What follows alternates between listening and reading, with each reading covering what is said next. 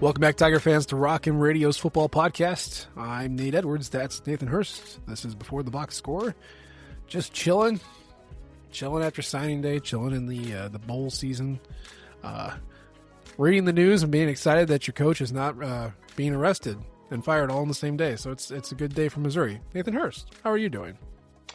Doing all right. As you said, it's nice to not be a part of a coaching carousel. We said this last week. We said that the week before. Hopefully it stays the same next week. We'll say it again. Yeah. So Eli, don't go out and do anything inappropriate from between now and next week, and I think we'll be in a good spot. Yeah. I mean, the carousel had mostly slowed down. I mean, there's obviously the NFL that looms, and there's a couple of coaches who might be interested in that sort of thing. And I found out yesterday that apparently in college contracts, they have not typically put in verbiage for all that stuff when it comes to the NFL. So like duty to mitigate, or the timeline of paying people money. Like it's NFL doesn't apply to a lot of that stuff. So it's like, okay, so we could literally do this all over again. And then Sherrone Moore is fired for something naughty, and then arrested by the police. So that's a big name job. They're going to want a big name to probably replace it. And everybody kind of has their musical chairs filled out and their buyouts established and their extensions signed. But the Michigan money cannon can make a lot of things go away. So I guess from the top, Hurst, on a scale of 1 to 10, how concerned are you that Michigan's going to come a knocking for a Mr. Eli Drinkwitz? Not crazy concerned. Is it possible? For sure. Definitely possible. But he's not going to be their first choice. So he would be. I think it would be a lot like we saw with LSU, with Florida, with Penn State, where maybe he's the second, third, fourth guy they talk to. And if you just sign a nice brand new extension where you are, do you want to be the fourth choice somewhere else? Maybe the money will be probably just as good there with more perhaps institutional support. So there's certainly a lot of pros to going to a Michigan, but I'm not any more worried about it than I was about the previous iteration. And I to be honest, wasn't all that worried about it then. So short of Kiffin leaving LSU immediately and going to Michigan, or DeBoer going to Michigan and then Kiffin and Lee going to Alabama and LSU opening back up, that might be the only thing I could think of as being the chance, since they've already touched base with Drinkwitz, that would happen. But I think that's pretty unlikely as well. That would be nuts. That'd be absolutely nuts. You know what? We don't even have to entertain it. We are 2 hours away from this news hitting. We don't have to worry about it. But I mean, there's always the specter. Who knows what crazy shenanigans happen? Maybe they'll hire John Harbaugh from the Ravens. Maybe they'll do that. That'd be fun. Yeah, that would be fun. Did he even go to Michigan? I know Jim did, but I don't think he did. I also don't know for sure. Yeah, but I could see them going and bringing Jesse Minter back from the Chargers. Yeah, he's doing really well there. Mm-hmm. Under Jim, and he was the DC there when they won the national championship. So would not be surprised if they went that route as at least one option. To tie it to Mizzou, Jesse Minter, defensive coordinator for the Vanderbilt team, led by Derek Mason, who beat Missouri in 2019. So there's your tie. I didn't want to remember that. So thank you. Yeah. We always like to dig that one up because that always feels great. Yeah. We're talking carousel. Let's talk about the Drinkwitz extension. We got the numbers that came out. It's healthy. It's an investment. I don't know how you personally feel about it, Nathan Hurst. I know we talked a little bit the last show about monetary investment and program investment and things of that nature, but just looking at how much is being invested into this guy and this program, how did you feel about the offer that he signed? How does that make you feel about Missouri's future with Eli Drinkwitz? I mean, to be honest, it makes me feel just the same as it did before they signed it, in that it's not going to prevent him from leaving if he really wants to.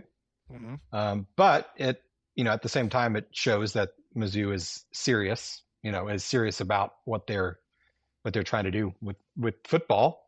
And, that's the only way they're going to keep a guy like Drinkwitz is to show that they're serious. So it helps that, we're serious. The best thing about it, I think, is increasing the assistant pool by 33% or whatever. That's important because that means you're serious, and not only for the current staff, but when there is staff turnover, which there always will be, and there may very well be this year, you're going to want to show potential candidates for those coordinator jobs, position coach jobs, that this is a serious program. So you're going to be able to attract that talented coaches below Drinkwitz a lot easier in that way as well. No. Yeah. So, I mean, this extends him to 2031, if I remember correctly. Next year, he'll start making 10 and a quarter million. And then that just goes up incrementally up until 2031, where he's making 11 and a quarter per year. By the way, that's a pretty good money if you can get it. I believe his buyout went up to $5 million. That's if he leaves. So buyout's actually relatively low. And that goes down, of course, over time. So $5 million for December 1st of next year, $4 million the year after that, $3 million the year after that, until you get to $0 million on 2031. Now, before you get there, these things are going to get renegotiated anyway, so that's less concerning. Taking the staff pool from 12 to 16 million, I think, was probably the thing that spoke loudest to me as far as investment. Because yes, you need the head guy, but you also need guys around him to execute. And especially someone like Eli Drinkwitz, who is a CEO kind of pitchman guy, you need really talented coordinators. So having that expanded budget for assistant staff is really nice, especially if you want to go out and get a new, special teams coordinator, something like that. The one thing that people seem to latch on to, and I'm not understanding it, is the trigger, the automatic lever of an extension if he wins 8 games. That seems like a really good idea. And people looked at it, and again, you can't trust the internet as like a bastion of rational takes, but it seemed that people took that as, why are we settling to extend someone who is going 8-4 every year and being mediocre? And I'll let you go first. I just didn't see it that way. What did you think about the automatic extension clause? First and foremost, at Mizzou, 8-4 is not mediocre. 8-4 is acceptable, and that's setting that as the floor for continuing as a coach, I think, is a perfectly reasonable thing to do. This it's similar but different from the talked about contract that Mark Stoops had at Kentucky. The difference is he got an extension every year that they made a bowl game, and you make a bowl game going 6-6. Yeah. And Kentucky figured that was their acceptable floor, 6-6, showing that the acceptable floor is 2 wins higher than that. I think is appropriate. Once again, this is Mizzou. 8-4 is a okay year. Do we want better than that? Do we hope for better than that? Do we strive for better than that? Can they be better than that? Yes. All those things are true. Yes. But 8-4 is still a acceptable, not good, not great, not necessarily even successful, depending on the year and the context, year to year, but acceptable number. So I think that if you're establishing that floor as the acceptable floor for a season, I think that's perfectly reasonable, and it gives that added stability to Drinkwitz to say, hey, we are committed to you, and if you deliver an acceptable product year in and year out, we're going to stay committed to you. And I think that makes perfect sense. Also keep in mind, Missouri is playing 9 SEC games starting next year. Not 8 anymore. You don't get 4 non-conference games. Now, I don't want to say that, he schedules weak or anything like that, but Hurst, do you remember the last time Missouri lost a non-conference game? It was not under Drinkwitz, was it? It was. I don't know. Well, other than a bowl game, when was the last time I lost a non-bowl Don't worry game? about the bowl games. The scheduled non-conference loss, the last one. Kansas State, 2022. There it is. Yeah. He's got it. On the road. Yeah. Do you remember because there's only been 2, the only one other than that? It would have had to be 2021. Overtime. Overtime game two. I'm not remembering this. My Not brain is UMass, mush. but Oh, Boston College on the road. there it Yeah. is. Yeah. Those were the only two non-conference games he lost. So Missouri schedules these things and they win them. That's 4 wins right there. Basically like clockwork. If it's not 4, it was 3. And now you only have 3 of those. Okay, so you're probably keeping your FCS. You're probably, I mean, you got Illinois and Kansas on the books for the next 2 years, I want to say. So those are tough because they're peer programs and actual conferences. So yeah, playing 9 games. I mean, again, next year, guys, Missouri plays Arkansas, Oklahoma, and Texas A&M every year. 2 of those are in the playoff this year. I'm not saying it's going to be every year, but 2 of them are. Outside of that, every year, next year, they play Florida, Georgia, Kentucky, Mississippi State, Ole Miss, and Texas. You get to 8 off of that, and what is it? Kansas, UTPB, and Troy, I think is what the non-con is for next year. There's your 3, and then you got to find 5 between Arkansas, Oklahoma, A&M, Florida, Georgia, Kentucky, Mississippi State, Ole Miss, and Texas. Like, I don't care how good Mizzou is going to be next year, which they could be very good. That is tough. Yeah. So 8 wins and an extension, I think, is a fair bar to set and clear. And I think he's going to do it. And that's not including a bowl game. So that's not going 7-5 and then winning an 8th game in the bowl game. It's 8 regular season games. And that means having a winning record in the SEC every year to get to that 8-4 mark, going 5-4 at least in the SEC. This year they went 4-4, and they had a relatively easy SEC schedule as those things go. They've got 3 playoff teams and then one almost playoff team in Texas on the schedule next year. So, and then Florida's going to certainly be better than they have been. Mississippi State, don't really know yet. Kentucky, don't really know yet. Georgia's going to be good.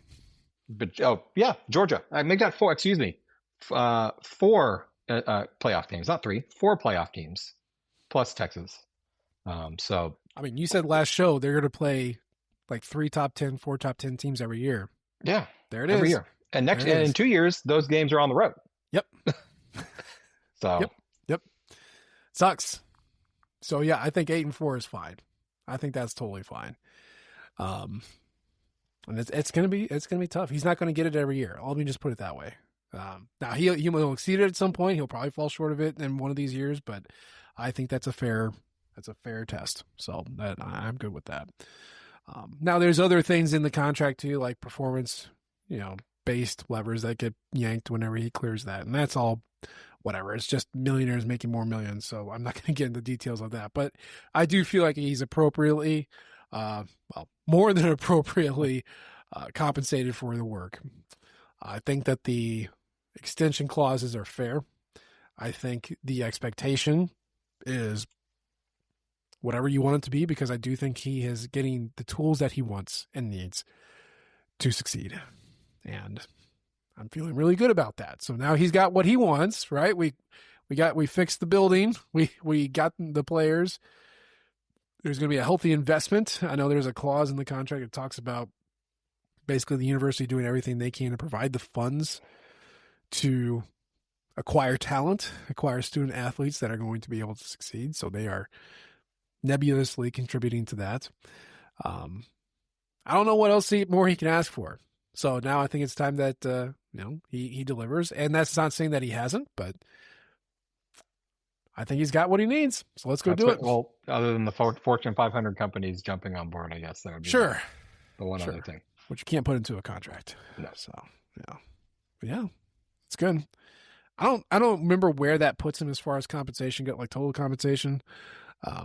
But he was in the top 10. He was top 10 before. I'm pretty sure he's top 10 again. So at least until Michigan hires another coach, because he was making more than Sharon Moore was making. But who knows what the new guy will make? We'll see.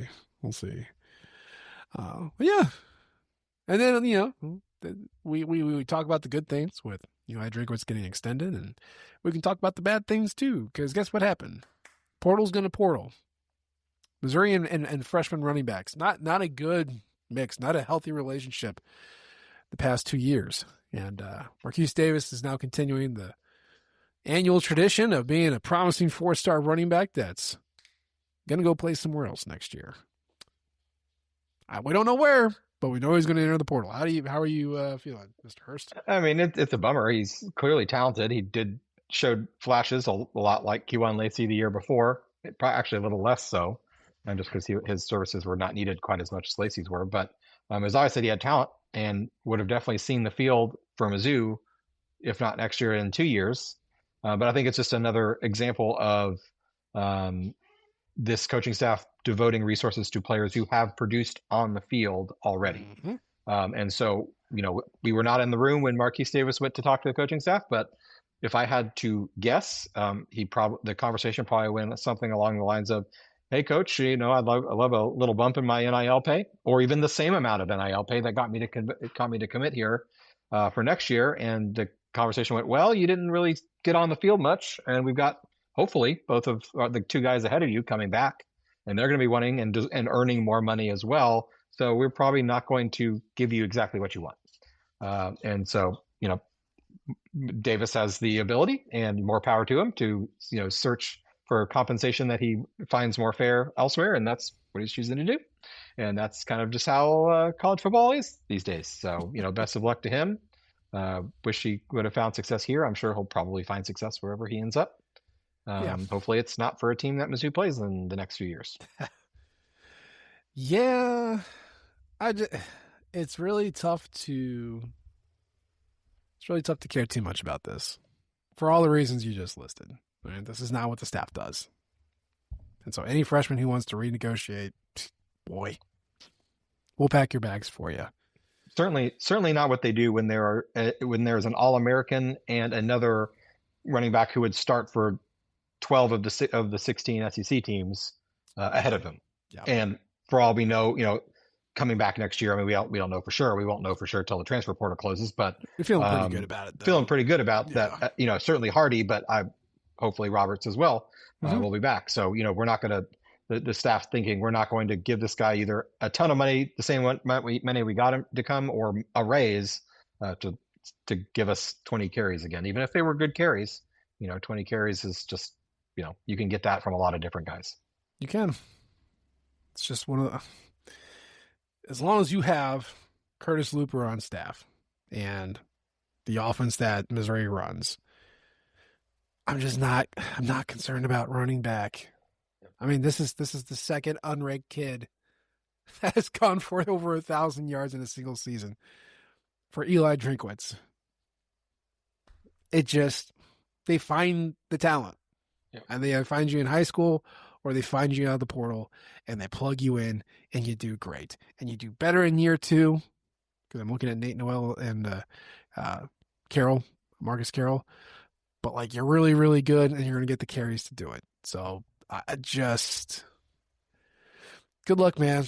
I hope you do well. And you are going to do well, because everyone talked about what a freak he was, but not going to do it here. And that's okay. So we can stop talking about that. But, yeah. We'll talk about some SEC teams, because that list came out. That list has kind of been coming out as we go on. The coaches did theirs yesterday. The AP did theirs today. And, weird. An 8-4 team has 6 first-team All-Americans on it. They're all SEC. All SEC team, right? And the running backs for the All-SEC team were both Missouri Tigers last year, because Kewan Lacey is the second guy to Ahmad Hardy as far as All-American, All-SEC from the AP. So if you're going through the list here, it goes Ahmad Hardy, his first team All-SEC running back, and then Caden Green, Keegan Trost, Chris McClellan, and then Josiah Trotter. Pretty good. Pretty good overall. First team SEC. So I guess, when Eli Drinkwitz said this is our most talented team ever, they went 8-4, but I guess he wasn't lying. Yeah. Does this all seem right to you?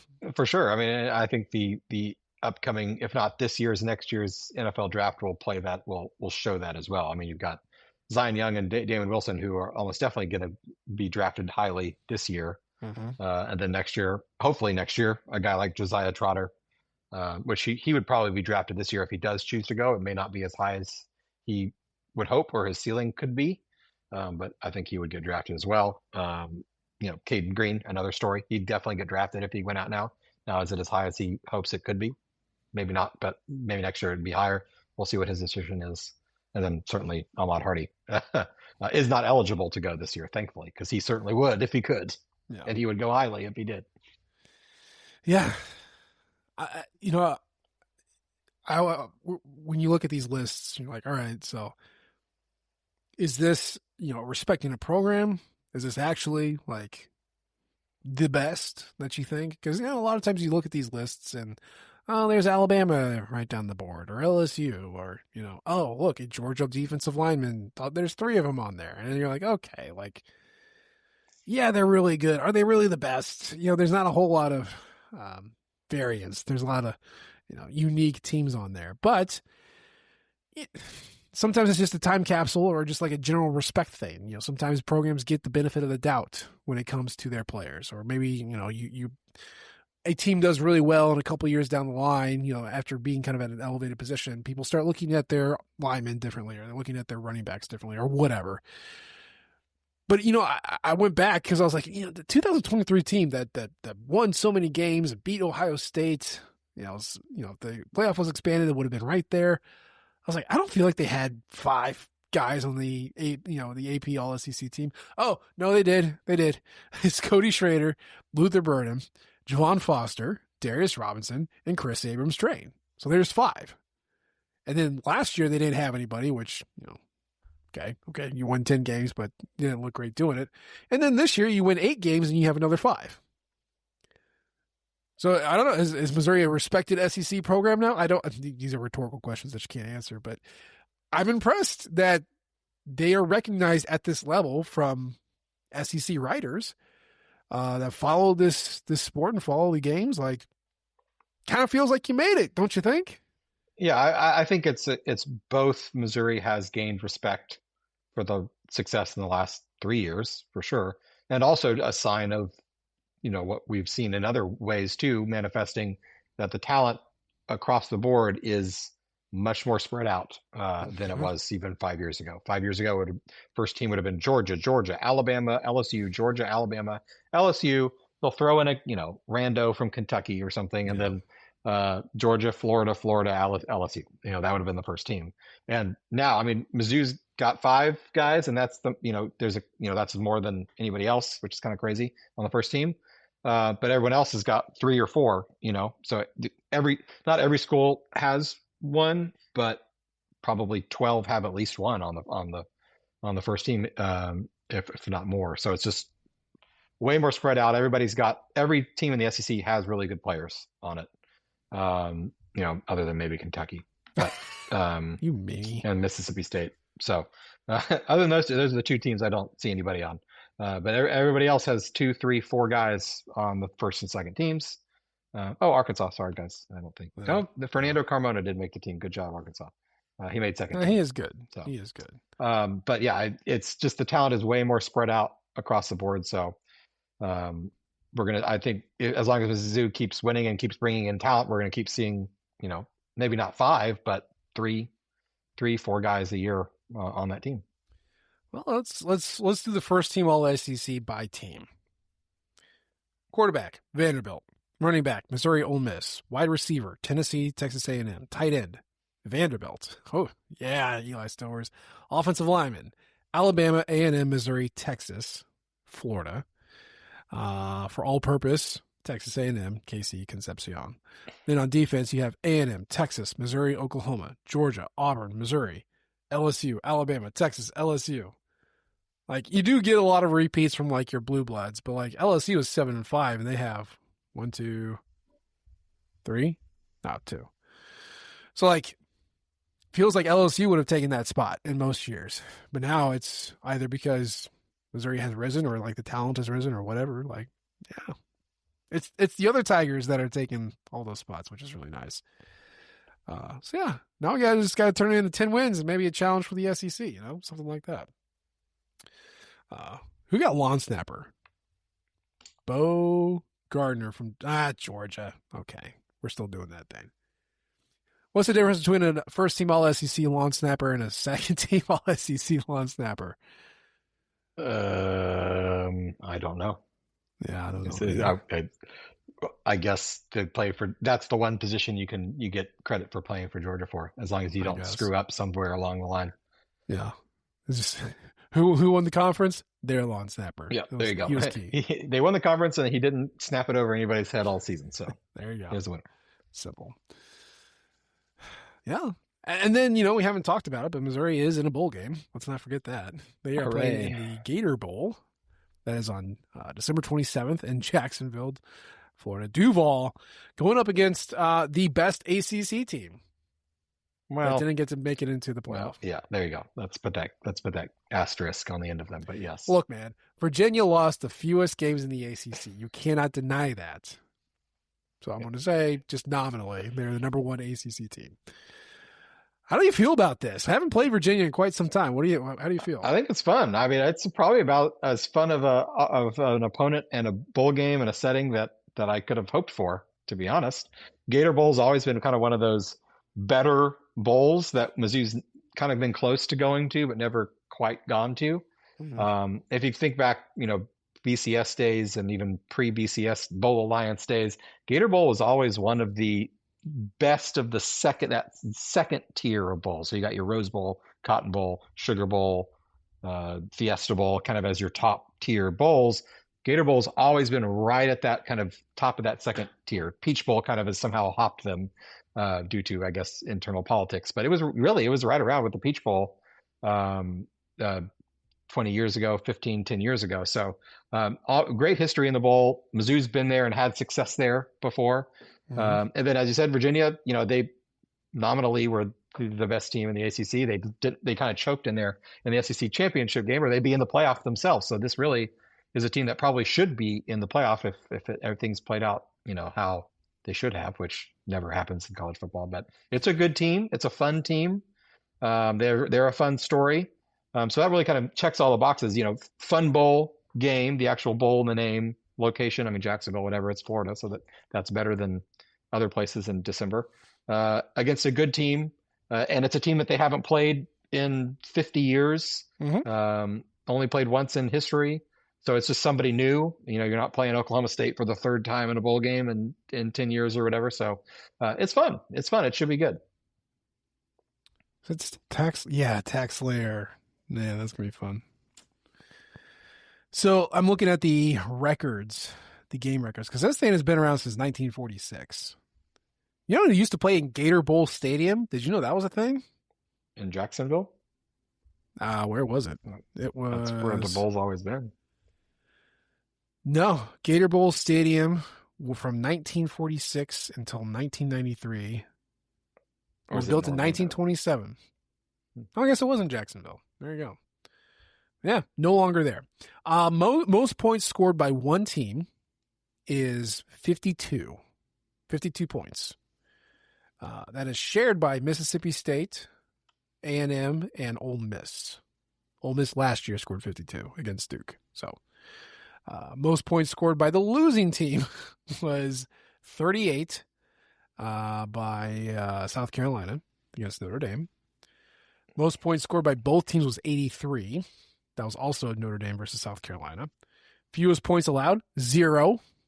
Okay, so Clemson did that in 1996. Largest margin of victory was 41. Syracuse did that against Clemson in 1996 because they won 41-0. So that's fun. Total rushing yards, 423. So that's the one we want to keep in mind. Ahmad Hardy and Jamal Roberts needed combined for 423 rushing yards.